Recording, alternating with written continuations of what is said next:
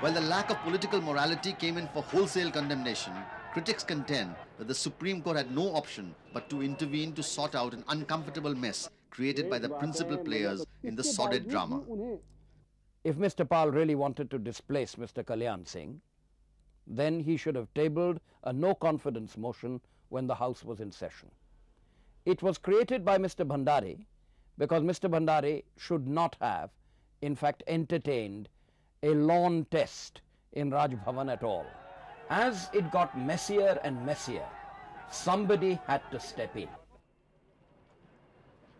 Constitutional experts, however, warn that this order of the Supreme Court should not be seen as a precedent, as it may have serious implications for parliamentary democracy. This is not a precedent for the future. The Supreme Court's order does not mean that each time a mess of this nature is created, then this is the sort of order that will be passed. Because if that is what the Supreme Court's judgment means, it has very serious implications for the working of a parliamentary democracy. Meanwhile, the actions of the governor came in for severe criticism and the BJP asked for his removal. President को कुछ powers हैं inherent हैं और उनका उपयोग करना चाहिए. कम से कम प्रेसिडेंट प्राइम मिनिस्टर को ये लिख सकते हैं कि गवर्नर को वापस बुला लेना चाहिए. 9 honourable judges of the Supreme Court said that invariably, except in very exceptional circumstances for which the governor must give reasons, the governor must resort to a floor test.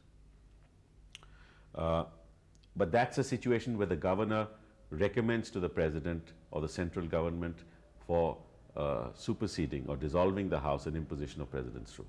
The fact that we have an Article 163(2) in the Constitution which says that in matters which involve the discretionary powers of the governor must decide the matter, and if he decides that it is in his discretion, that decision has attained finality, itself suggests that the Constitution itself envisages situations where governors will face a political situation where they will have to take a decision.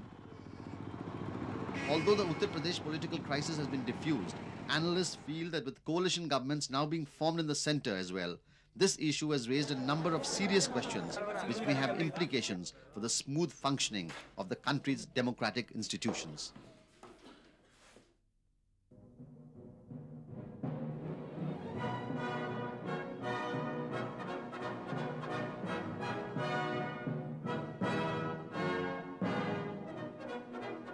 The cavalcade of India's democratic process rolls on.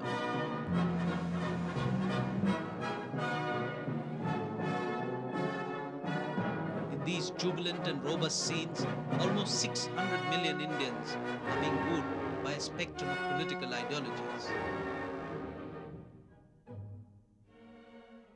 A free and democratic republic is once again going through the excitement of a poll process. 12th time since it became independent 50 years ago.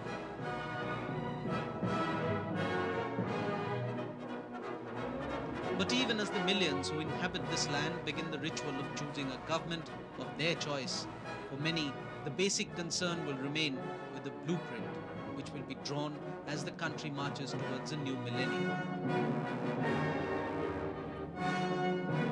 Blueprint which will articulate an agenda for the country's future.